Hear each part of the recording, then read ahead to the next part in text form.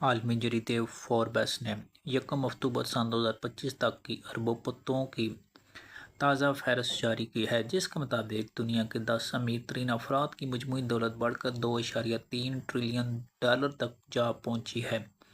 सिर्फ सितंबर के महीने में इन अरबपतियों ने मजमूई तौर पर $201 बिलियन कमाए। हालांकि इस दौरान 3 शख्सियात की दौलत में कमी भी रिकॉर्ड की गई। फहरिस्त में सबसे नुमायां हैसियत एलॉन मस्क की है, जो मुसलसल 17वें महीने दुनिया के सबसे अमीर तरीन शख्स करार पाए।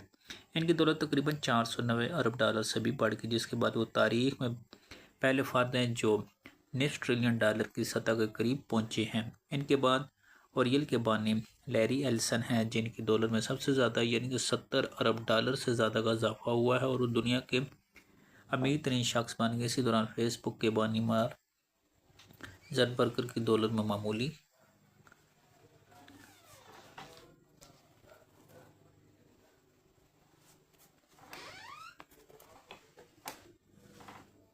जबकि अमेज़न के बानी जेफ बेजोस को सबसे ज़्यादा नुकसान होना पड़ा और इनकी दौलत में $8 अरब से ज़्यादा से कमी रिकॉर्ड हुई है।